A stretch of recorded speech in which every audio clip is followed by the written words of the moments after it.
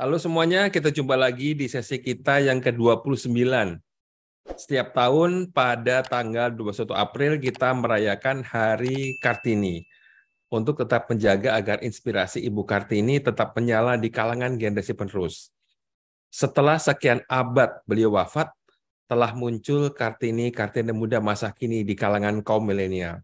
Dan salah satu Kartini muda yang menonjol prestasinya adalah Dita Aisyah. Pada tahun 2022 lalu, Dita terpilih oleh Forbes sebagai 30 Under 30 Asia. Alhamdulillah, Dita telah hadir bersama kita. Mari kita sebut bersama narasumber kita. Terima kasih Dita sudah berkenan hadir. Bapak, Ibu, dan teman-teman semua yang mengikuti sesi ini secara live dan memiliki pertanyaan, tolong gunakan fitur chat di Zoom atau fitur komen di YouTube. Selagi ada waktu, kami coba sampaikan pertanyaan Bapak, Ibu, dan teman-teman semua. Silakan Pak Roy untuk memulai. Ya, terima kasih Pak Budi. Apa kabar? Saya panggil Dita aja ya. Ya, Apa kabar Pak. Dita? Halo, Salam Pak. kenal. Salam kenal. Thanks for having me. Ya, thank you Dita. Bisakah Dita ceritakan ya secara singkat gitu ya, siapakah seorang Dita ini dan apa aktivitas Dita saat ini? Oke.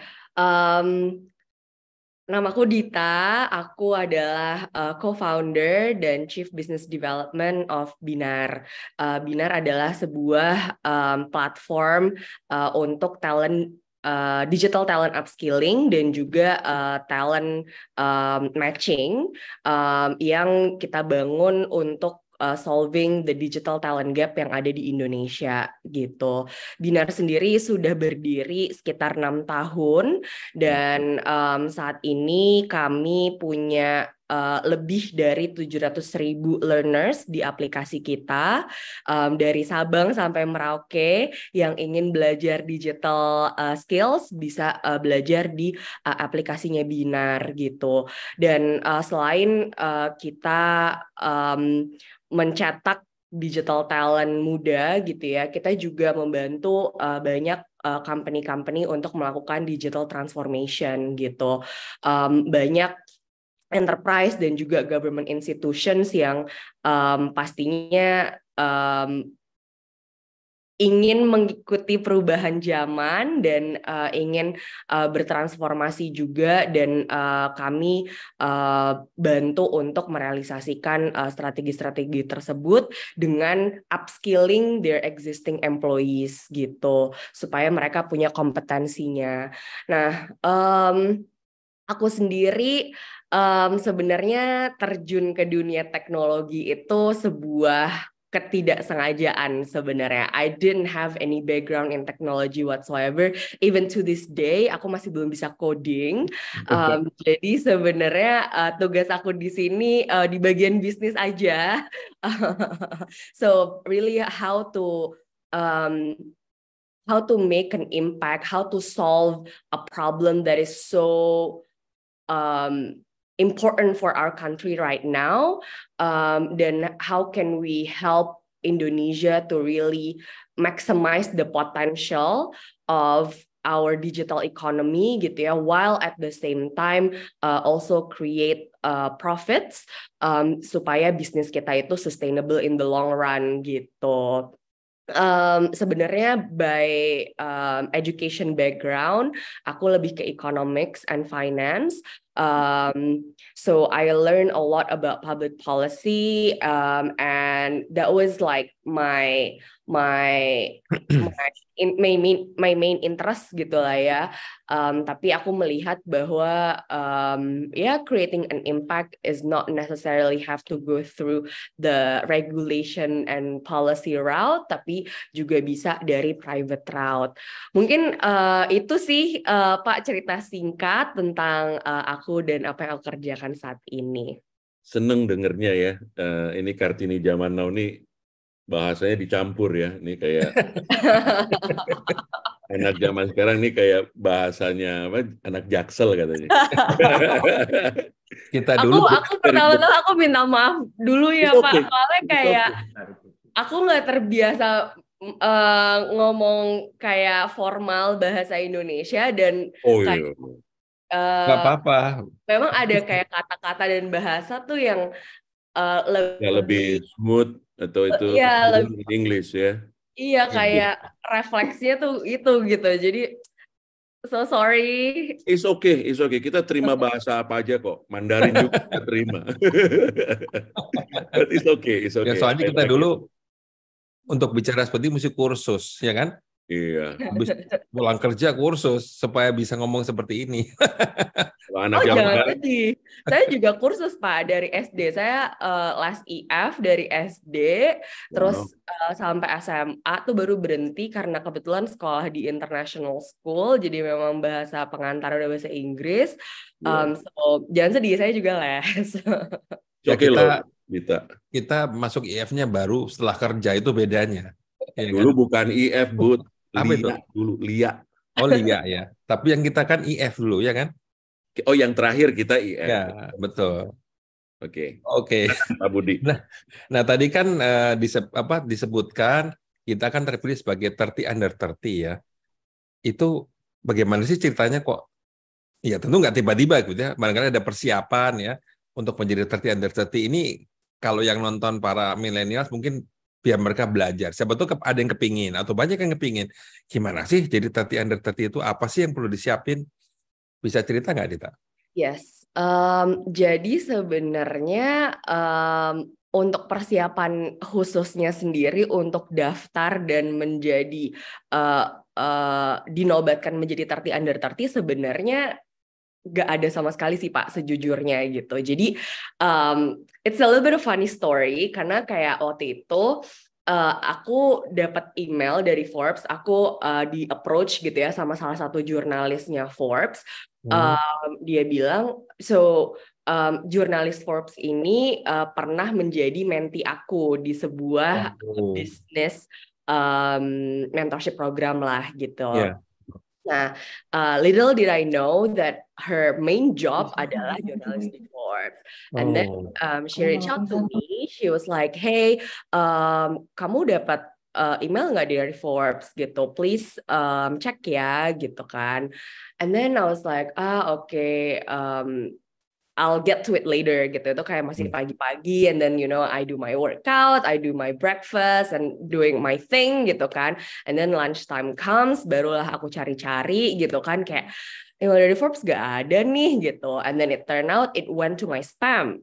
Oh, aku baru nemuin di spam, and then di situ tiba-tiba dikasih tahu aja, hey, you have been selected as Forbes 30 under 30 Indonesia, tapi waktu itu gitu kan. And then yeah, that's how I found out. And in the next 2 days I had the photo shoot, and then untuk yang ngedapetin yang Asia itu memang redaksi yang di Indonesia menominasikan nih dari yang di Indonesia untuk ke Asia, dan itu ada ya interview prosesnya gitulah ya, and that's how I got nominated for the Asia level. Asia One. Tapi kalau ditanya why do I think I was qualified and was chosen as an awardee, I think preparation-nya itu sudah datang sudah dilakukan kayak 6 tahun ke belakang since I built Binar gitu kan. Kayak I think all the hard work, sweat and tears that goes into building this business, the impact that we've been trying to build and deliver for the past 6 years was the true preparation to what makes me qualified for the nomination gitu.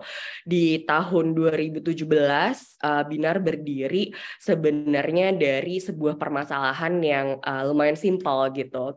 Jadi before building Binar, aku dan 2 co-founder aku dulu kerja di Gojek gitu kan, very early years 2015 gitu.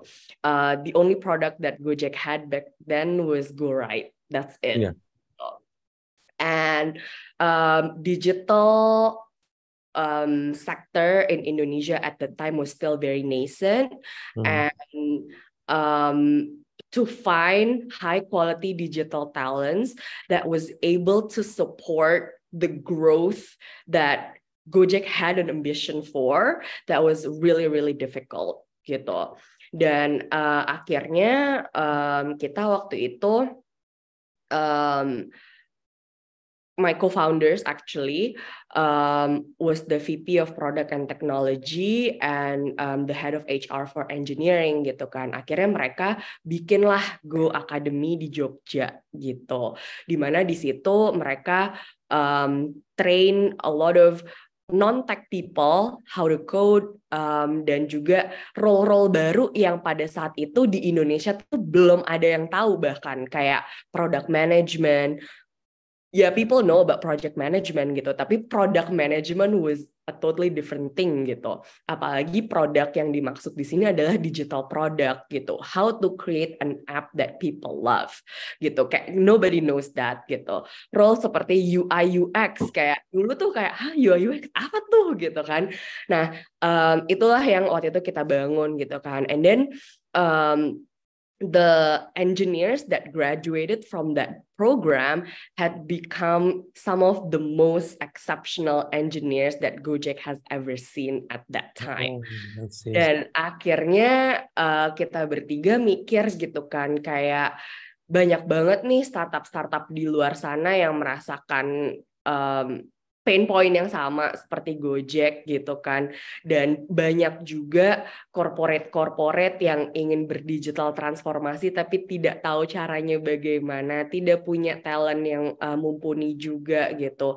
So then we decided to quit dan bangun Binar gitu.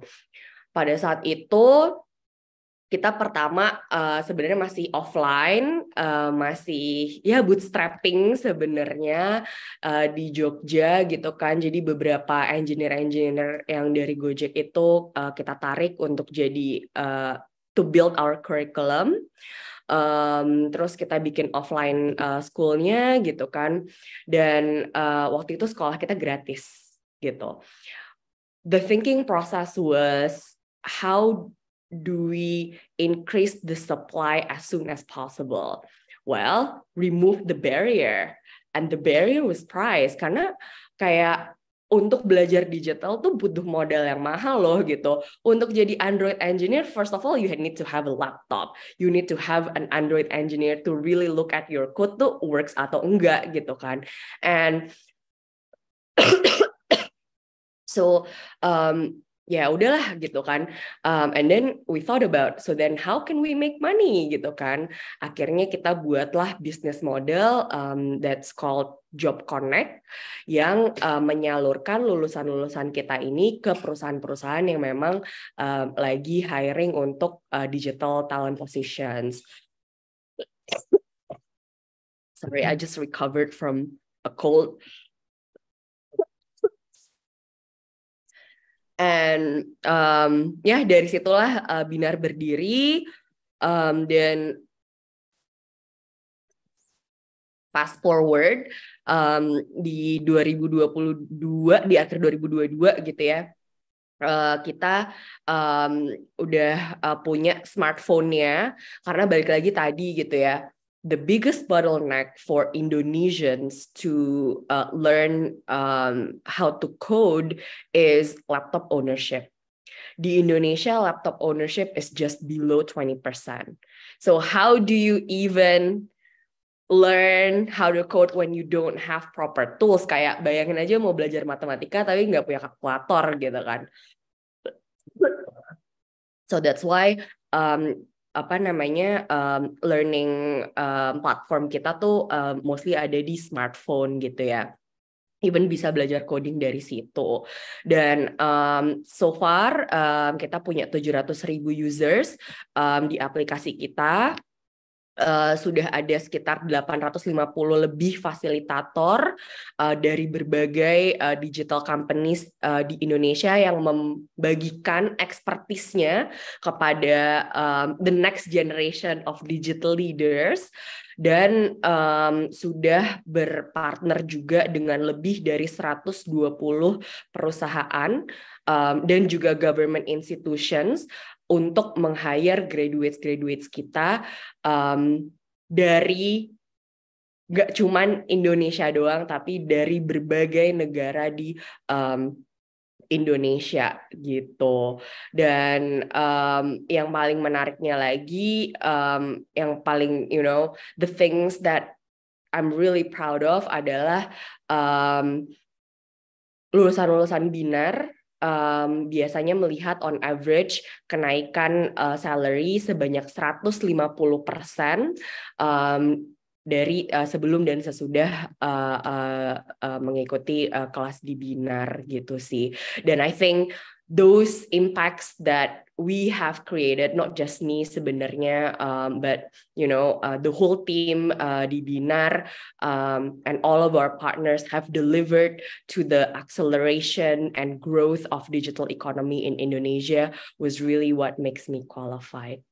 Wow, penjelasannya luar biasa. Terima kasih. Saya barusan daftar ya karena saya tertarik dapat 150% kenaikan salary ya, jadi langsung saya daftar ya. Thank you. And then Dita, ini kalau Pak Budi ini dia berapa? 1,000 Apanya? Under 60. Jadi 1,000 under 60 tapi bukan Asia tapi kebayoran baru. Jadi Oke, ini saya mau ini ya Mbak Dita, saya mau buka open question dari ini, katanya ada peserta kita yang paling setia nih, Pak Ken mau bertanya langsung kepada Dita. Is okay ya Dita ya? Boleh dong. Ya, oke. Silakan Pak Ken. Ya, selamat pagi ya Mbak Dita. Oke, saya tanya atas dasar kepingin belajar, ya, kepingin belajar. Kalau kepingin belajar itu salah satunya adalah belajar pada guru atau pada sekolah yang tepat, gitu kan? Jadi intinya saya mungkin karena Mbak Dita sudah berkecimpunan dari beberapa tahun ini sudah jadi S5, S6 lah gitu ya. Mungkin pertanyaan saya adalah pertama ada dua ya. Satu adalah mungkin bisa kasih info 5 negara yang paling maju di digital marketing semuanya di mana, negara mana ya? Maksudnya kita produk teknologinya, produk bukan jumlahnya ya. Kalau China sekarang kalau dia masuk udah pasti jumlahnya paling banyak kan. Tapi itu kan bukan artinya dia paling maju, bukan. Tetapi gemanya seperti itu. Jadi maksudnya 5 negara yang paling maju itu apa? Kemudian kalau perusahaan kecil ya, dia mau masuk switch ke digital marketing daripada yang manual tradisional marketing itu. Syarat minimumnya harus apa gitu loh. Ya mungkin 2 poin aja. Itu aja Pak Dita. Terima kasih ya. Pak Ken, sorry Pak Ken, yang pertama itu 5 negara yang berhubungan dengan teknologi gitu ya Pak ya? Ya, yang paling maju lah, yang paling maju. Oke, baik. Ya. Mungkin Dita tahu mungkin. Ya. Pertanyaan menarik. Aku nggak punya statisticsnya sih sebenarnya. I'm pretty sure there's like statistics out there yang benar-benar menghitung indeks dan berbagai variables to come up with that. Tapi from my own observation gitu ya Pak, menurut aku yang paling maju tetap Silicon Valley sih, San Francisco in the US. That's single-handedly the most advanced country in terms of technology. And by technology, aku nggak cuman bilang kayak software, tapi juga even kayak biotech. Menurut aku di sana juga maju banget gitu ya, dan teknologi lainnya gitu. Food technology, for example, sekarang banyak banget alternative meat, for example, itu juga maju banget di US. Dan menurut aku, what makes it uniquely advance dan lebih maju dari negara-negara yang lain adalah ekosistemnya sih. Di Silicon Valley itu a center of really great schools gitu ya, Stanford di sana, Berkeley di sana, dan their business and technology programs are really good. Lalu juga ecosystem of investors yang willing to invest in this innovation itu juga banyak gitu kan. Dan just a community of very ambitious people. Dan imagine ya, kayak kan katanya ada pepatah tuh kayak your future will be determined by the 5 people that you hang out the most. Dan menurut aku that's what really makes San Francisco sih, Silicon Valley to be exact gitu. Kayak everybody there is just very innovative, very creative. Sekarang kayak ChatGPT and other generative AI gitu ya. Itu keluar dari sana pertama kali gitu. The rise of social media, who came up with that gitu ya, dari Friendster, Facebook, apalagi tuh dan lain sebagainya sekarang dari dulu gitu ya, muncul dari sana. All the technology trends that we see. Smartphone dari mana gitu, the smartphone that we know now, Apple did it gitu kan. And that culture of innovation I think really makes them very advanced gitu. Untuk 4 negaranya lagi, menurut aku China is quite good. Kalau aku lihat in terms of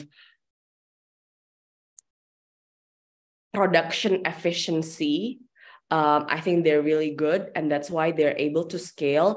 Dan sekarang kalau kita lihat TikTok gitu ya, mereka berasal dari sana, and they're able to disrupt the social media dominance that have been dominated by the US for so long.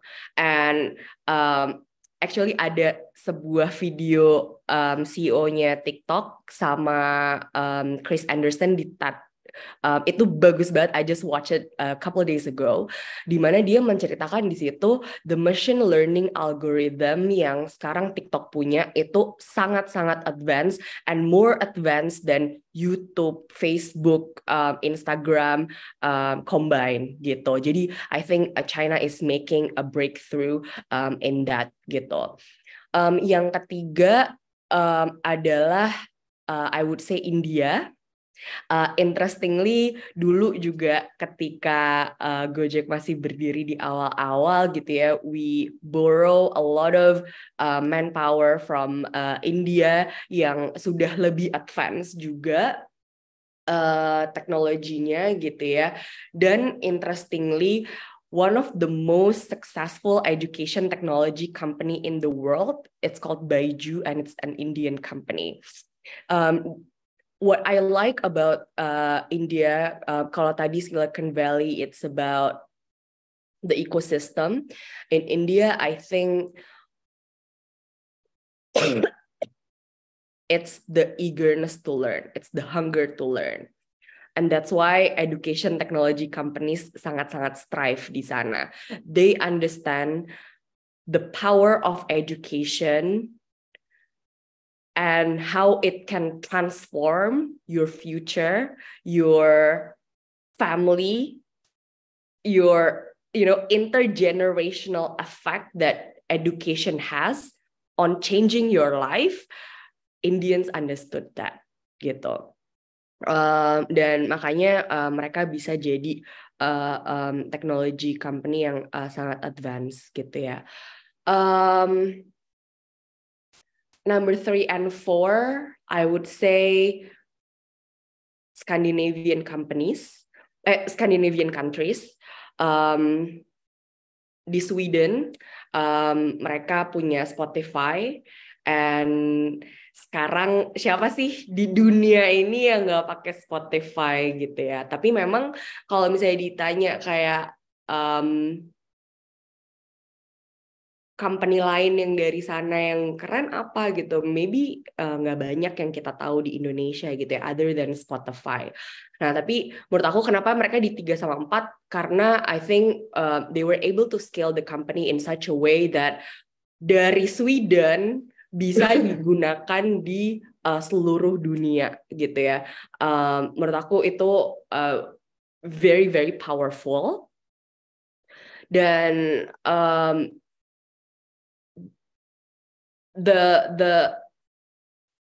the potential for them to be number one tuh sebenarnya ada banget gitu. Tapi memang again kalau misalnya kita sambungin sama environment dan ekosistem di sekitarnya, memang Scandinavia is often nominated as one of the happiest country in the world gitu kan. Finland, Sweden itu biasa, Denmark itu kan biasanya on the top of the happiest countries index gitu. Dan I think they're just very happy, you know, and the ambition to push through and to do more gitu ya. Mungkin they're just content with what they are gitu. Ada dokumenter yang menarik juga tentang ini di Spotify, tentang foundernya Spotify, di Netflix gitu ya. Highly recommend you to watch it. Dan menurut aku on top of digital company, mereka juga sangat bagus tuh sebenarnya di green technologies gitu, kayak wind power, solar power, hal kayak gitu mereka juga sangat-sangat bagus. Mungkin itu sih 5 countries yang menurut aku very technologically advanced. Mungkin Dita yang kedua, Dita, yang tadi ditanyakan oleh Pak Ken, yaitu adalah perusahaan kecil. Bagaimana bisa memanfaatkan the digital ini, marketing digital atau whatever. Gitu.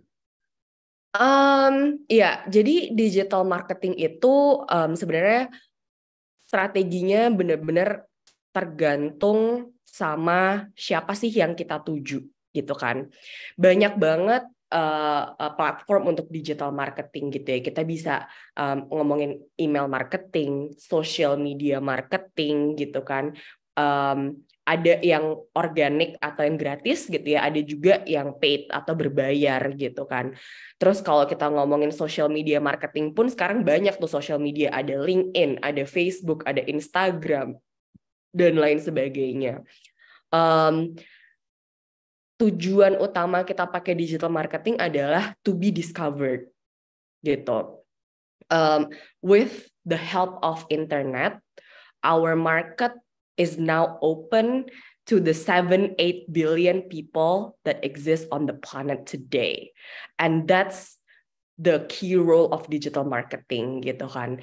Nah, kalau ditanya harus mulai dari mana, harus dimulai dari analyze where your customers are at.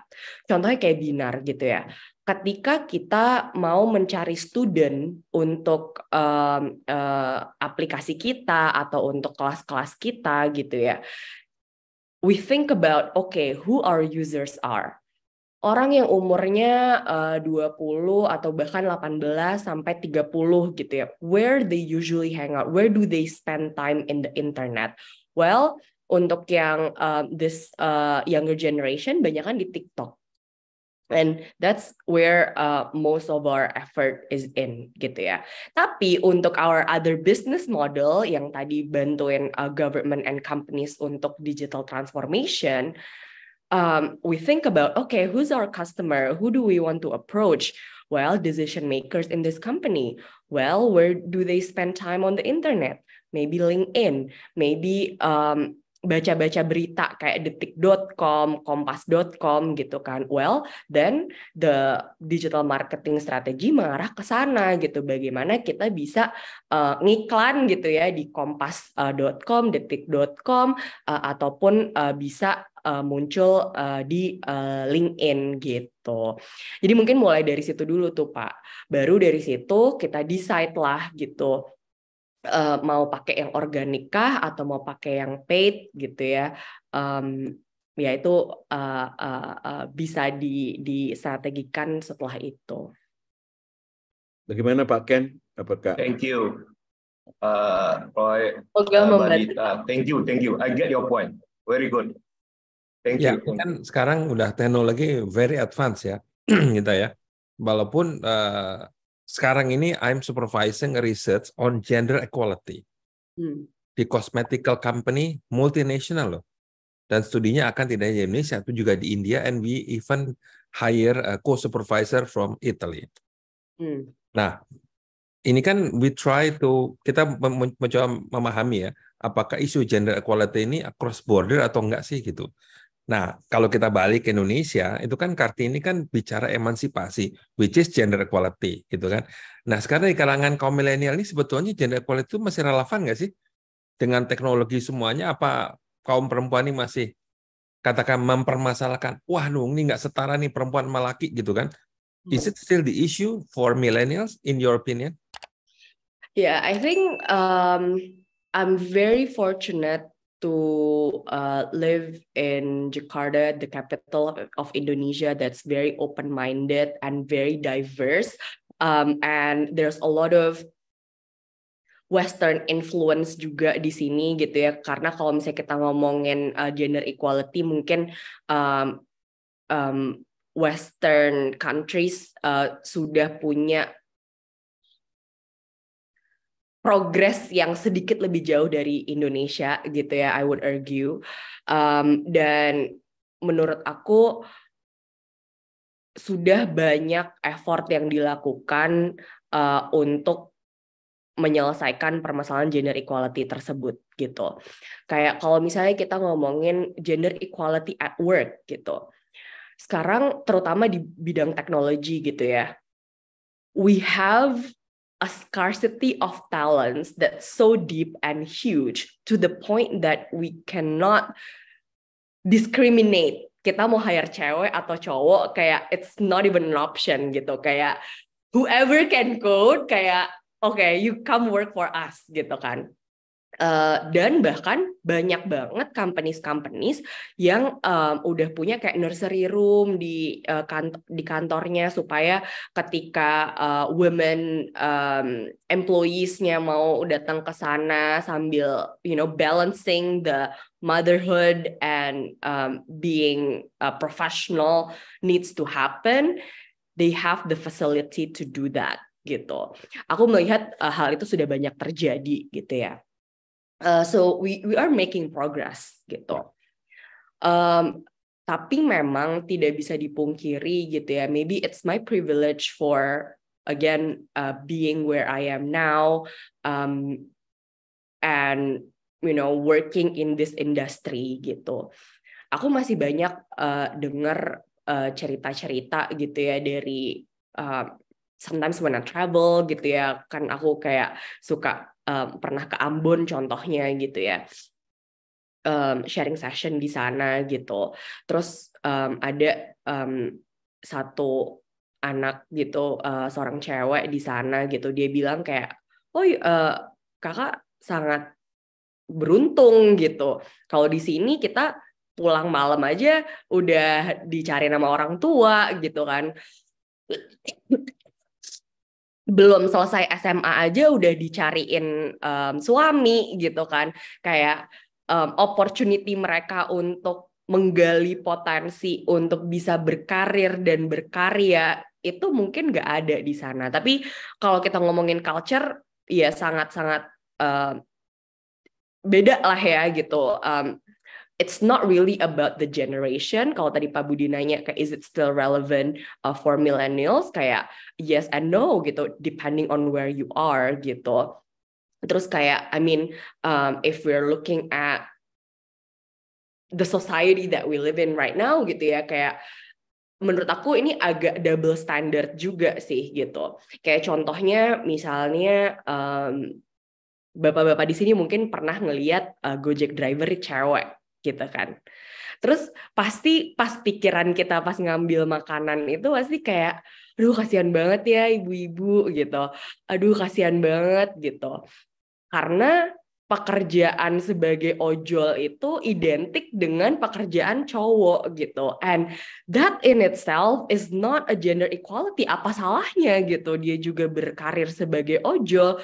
Toh objektifnya sama gitu kan untuk menafkahi keluarganya dia gitu. And I think itu juga persepsi-persepsi yang kita punya in the society juga needs to be fixed gitu ya, karena kayak yes, in a way kita mau gender equality, tapi when that gender equality happens, kita sendiri yang ngerasa kayak, oh, this doesn't feel right, gitu. Mungkin itu sih, Pak. Wah, ini menarik nih ya, dari bahas teknologi ke gender equality nih. Ya, ini melanjutkan saja nih, Dita, dari penjelasan Dita tadi ini ya.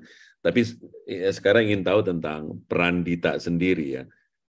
Kan gini, Dita, kita sering mendengar bahwa perempuan itu memiliki peran ganda, katanya, sebagai istri atau sebagai ibu, tapi juga sebagai pekerja profesional seperti Dita yang menghasilkan nafkah bagi keluarga. Ya.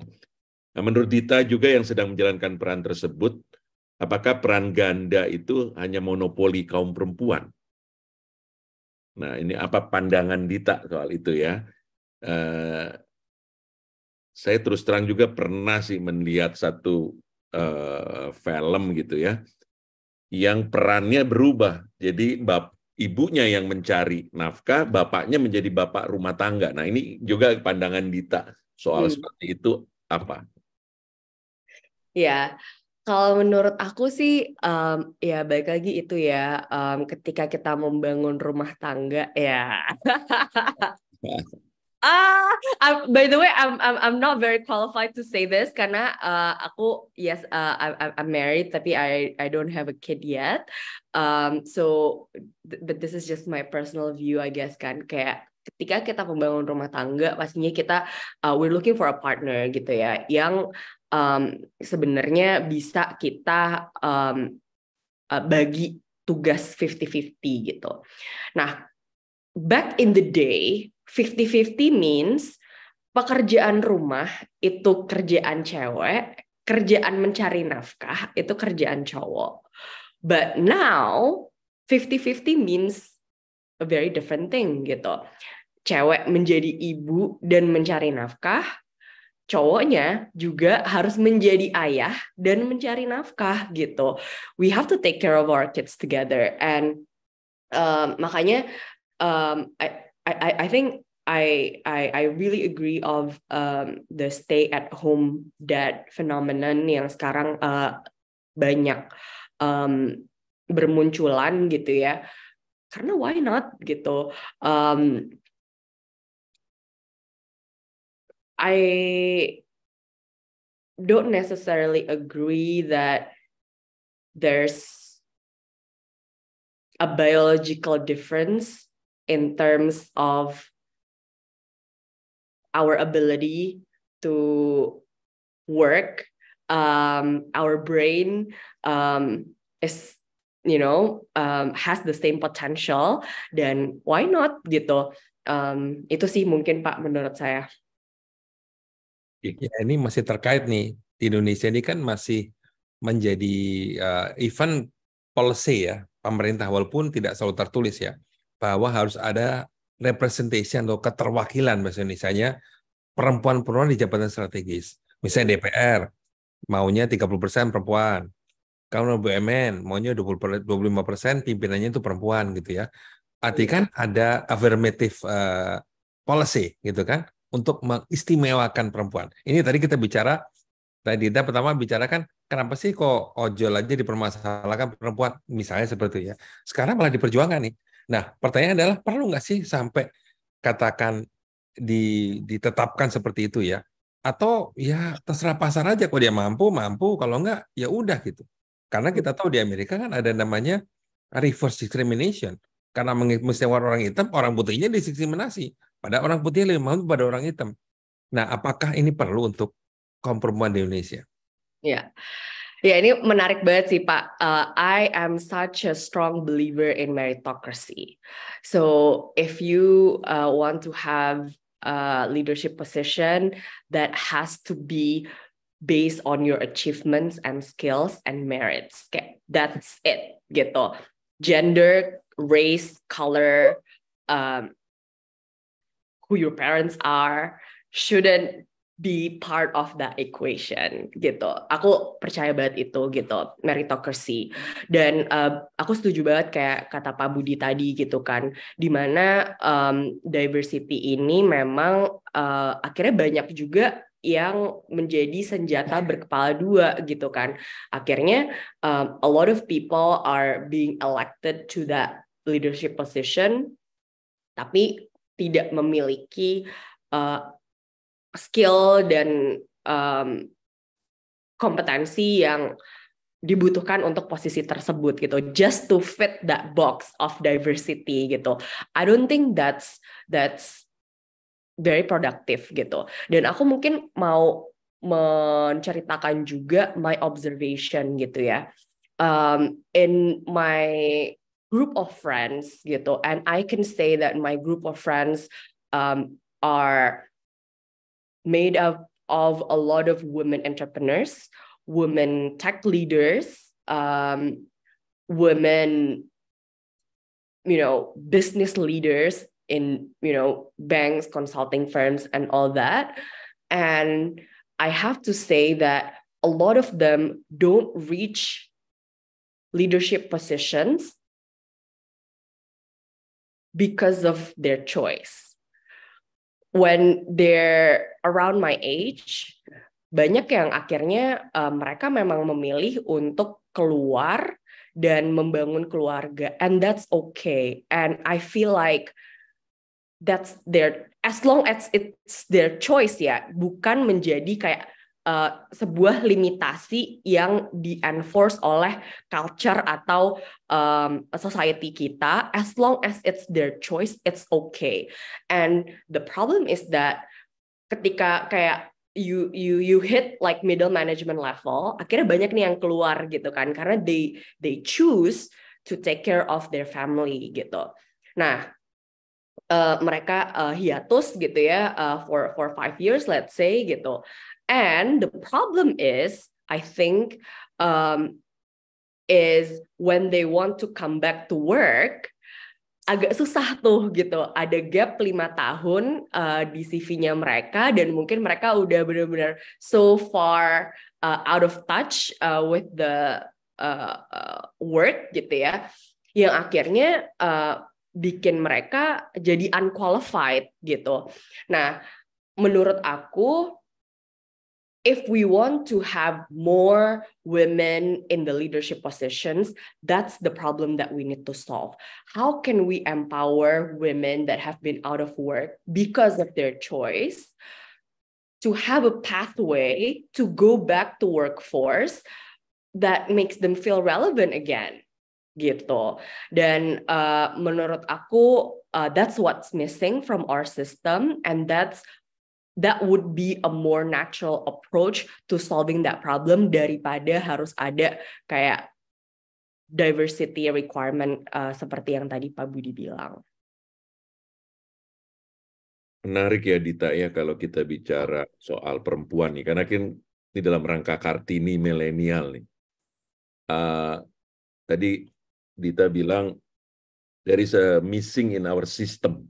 Ya, there is a missing in our system. Dan kalau kita lihat terjadi kekerasan nih terhadap di rumah tangga tuh, kekerasan ini masih juga mencakup lebih banyak korbannya adalah perempuan dan anak-anak. Ya, kalau kita bicara kekerasan, apakah itu juga karena ada satu sistem yang missing di dalam our society atau our rules atau apa? Dan bagaimana pandangan Dita tentang hal tersebut, dan bagaimana kita juga bisa menghindari ya soal kekerasan yang terjadi terhadap perempuan dan anak-anak. What's missing is education for the men. How can they express their anger and disappointment in a non-violent way? Aku pikir ya itu tadi ya, kayak when we look at like violence, what's the root cause of it? Kenapa sih mereka melakukan itu gitu? That's their way of expressing gitu. And tapi sebenarnya banyak loh kayak a way of expressing, and kita ketika let's say kayak communication skill kita diasah untuk bisa solving problems in a more subtle and civil way, I think kekerasan itu tidak perlu terjadi gitu kan. Dan aku kadang I'm a bit annoyed where all these things all these unfortunate things that happen to women seems to be the women's responsibility. Kayak misalnya banyak kasus rape gitu misalnya for women gitu. And then the conversation has always about what can women do to protect themselves from rapists. And I think it's worth a conversation about the problem on the other side gitu. How can we control men to stop raping women? Sometimes women just, walk on the street doing their thing, minding their own business, and then they get snatched and get raped, So how do we educate the men? And di rumah tangga gitu ya, domestic violence gitu kan. The question has always been about what can women do to protect themselves? Well, why don't we educate the men to express themselves, express their anger in a more mature way? Then I believe that when, you build a family and, just the nature of living with other people, nggak mungkin terlepas dari masalah gitu kan. It's just a matter of how we solve them, and sometimes violence is an easy way for you to lash that out. Tapi get yourself a therapist, man, and I think that's the missing. Yes. Iya, memang ini juga jadi isu global. Even Indonesia di dunia pendidikan itu ada peraturan menteri, peraturan Mendikbud Ristek. Itu setiap perguruan tinggi harus memiliki satgas kekerasan. Harus ada. Artinya kalau udah sampai menteri, ada peraturan menteri, artinya ini ranahnya udah gawat lah bahasa terangnya gitu ya. Kemudian di konvensi, ada convention, Women Convention juga itu di raise juga di PBB ya, bahwa kekerasan itu menjadi salah satu topik gitu ya. Nah tadi kita bicara pendidikan, ini Pak Wahyu ini kan ada pertanyaan ya, yang melanjutkan sebetulnya ya, sebetulnya terkait dengan 5 negara yang dibahas tadi. Itu kan 5 negara hanya sebuah benchmark gitu kan. Nah, tadi Dita menyebutkan masalah pendidikan formal, informal gitu kan, pendidikan for men gitu kan, culture dan lain-lain. Kalau konkretnya itu bagaimana ya bentuk? Karena ini pelakunya kan ini nggak hanya teknologi ya, pelakunya kan tentu kebanyakan pria jadinya. Ya kami ini pria ini di sini ya, yang merasa ya mungkin cultural juga ya. Tapi dan kebanyakan bukan kebanyakan, saya nggak tahu banyak apa enggak. Tapi banyak juga yang berpendidikan tinggi, kan gitu kan? Ada yang vertikal, maksudnya antar mereka peers gitu kan? Horizontal peers ya.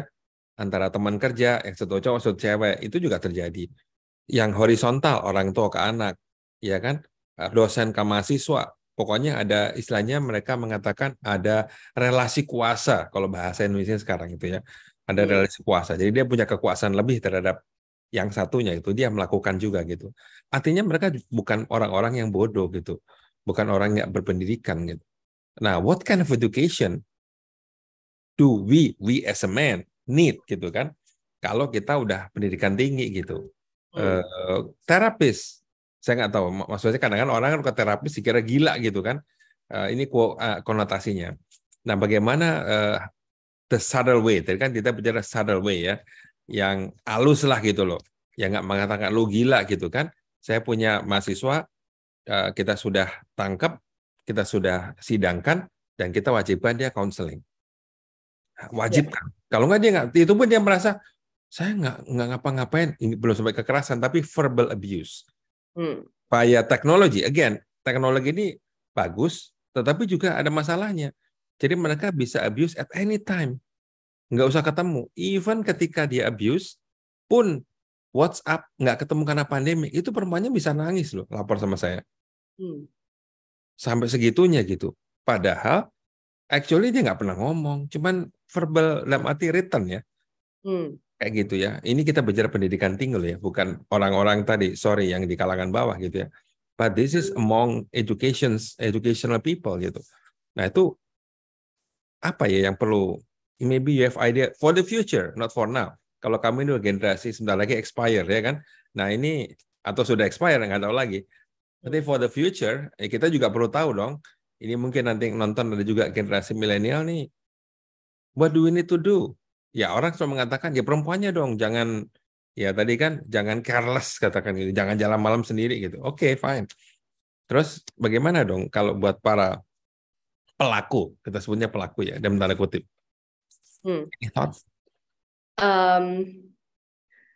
Pertama tadi sih Pak, mindset bahwa when you go to therapist, it means that you're crazy. Kayaknya itu satu mindset yang sangat salah sih. Bahkan teman-teman aku gitu ya yang di Silicon Valley, one of my friend works at Twitter, dan salah satu health benefits yang dia dapetin as part of their insurance adalah therapy. Terus setiap bulan ada therapy session bahkan untuk tim gitu ya. So therapy is should be very common karena sebenarnya what it does kayak it's they're not going to prescribe you like like antidepressant or whatever gitu ya. Tapi sebenarnya kayak when you go to these sessions kan sebenarnya kayak they're just trying to explain the root cause of what you're feeling gitu kan. What are your, let's say, your childhood trauma. Mungkin kayak tadi ya, kekerasan-kekerasan kayak gitu, verbal abuse gitu. That was something that was inherited by our parents gitu. That's how we were raised gitu. When we were a kid, in our subconscious memory, kita ngelihat orang tua kita berantem gitu kan, teriak-teriakan, and that's what we mimic, and that's how we behave when we grow up gitu. And understanding those triggers, where it came from, really is the first path to recovery or change lah. I don't want to say recovery. It kind of shows like you're sick or something, maybe like a first step to change gitu kan. Dan banyak hal-hal kayak gini yang kita sebagai non-medical experts, non-psychology experts, yang kita nggak tahu gitu, unfortunately gitu kan, kita nggak bisa mendeteksi itu gitu. Terus yang kedua, biasanya in this therapy sessions, you're given a lot of homework actually, kayak harus kayak journal all the different things. Dan menariknya adalah that stigma, alhamdulillah ya, di my generation dan especially Gen Z, it has been so normalized. Makanya kalau mungkin bapak-bapak di sini main Instagram atau main TikTok gitu kan, banyak banget yang kayak healing atau kayak talking about therapy. It's already very very open. Kayak mental health and things like that has been really open gitu. Terus itu yang menurut aku penting sih gitu ya, kayak building learning about emotional intelligence gitu. That's a skill that kita nggak pernah diajarin di sekolah sebenarnya, and that's what therapists can help you gitu. Learning about being empathetic, learning about learning about yourself, learning about how to express your feelings, self-awareness and things like that. Itu nggak pernah diajarin. Ada satu buku yang aku suka banget. It's written by a British philosopher, namanya Alain de Botton. Judulnya adalah School of Life. I think that's a good starting point. that's a really good starting point to learn emotional intelligence. Ya. Berarti kita ini ya bukan hanya IQ ya, EQ juga harus ditambah, Bud. Betul. Ya. Terus kemudian terakhir juga yang saya juga menganggap penting adalah SQ. SQ ini juga spiritual quotient, juga kita ini harus bertambah gitu ya. Kita terlalu dulu tuh pendidikan kita hanya IQ, but ignore the important things is EQ. I think that's a good point, Dita. Thank you. Bud, sudah jam 10 nih, saya serahkan ke Budi. Iya, karena kita ini janjinya 1 jam gitu ya. Karena ini hari Sabtu, dan setiap Sabtu mostly ya. Kalaupun nonton di YouTube juga span of attention-nya kalau kelamaan akhirnya jadi kemana-mana, nggak efektif ya. Even itu cuma 1 jam, kayaknya pembelajaran pengetahuan kita udah nambah banget hari ini, khususnya dari pandangan Dita tentang kaum perempuan. Jadi kita cukupkan dulu sesi ini sampai di sini. Terima kasih sekali lagi Dita sudah menyempatkan hadir dan berbagi pada kita semua. Terima kasih juga atas kehadiran Bapak, Ibu, dan teman-teman semua di sesi ini. Tentu aja kita akan ada sesi berikutnya bulan depan, karena setiap bulan dengan topik yang nggak kalah menariknya. Sebelum kita tutup, bila ada keluarga atau relasi Bapak, Ibu, dan teman-teman semua yang nggak sempat nonton acara ini secara live, mohon dapat menonton rekapannya di YouTube channel 2L4U. Biar mudah diingat, hanya 4 huruf. Jangan lupa subscribe channel kami, gratis. Kami juga tidak ada motif komersial sama sekali, tapi kami perlu dukungan supaya konten-kontennya itu tambah menarik gitu ya. Kita akan terus mencari konten atau mendatam hadir konten-konten yang bisa menambah ilmu dan pengetahuan kita semua. Mengingat juga masih dalam suasana Lebaran, izinkan kami turut mengucapkan selamat Lebaran bagi yang merayakan. Mohon maaf bila selama ini terdapat kekurangan atau kesalahan dalam penyelenggaraan sesi-sesi kami. Selain itu, mengingat pandemi belum berakhir, ini bahkan baru pada mudik, ada banyak perusahaan yang mewajibkan karyawannya antigen, termasuk saya kemarin di antigen juga, setelah sekian bulan nggak pernah antigen gitu ya. Agak aneh, tapi ya sudahlah kita ikutin aja, kita antigen, alhamdulillah sudah negatif. Tetapi kita harus terus menjaga kesehatan kita masing-masing nih, khususnya pasca Lebaran, ya baik itu mudik karena mungkin kita makan Lebarannya agak nggak karu-karuan gitu kan, dan tentu saja mematuhi protokol kesehatan serta menerapkan pola hidup bersih dan sehat. Sampai jumpa di sesi kita berikutnya. Salam sehat, penuh semangat. Terima kasih. Terima kasih.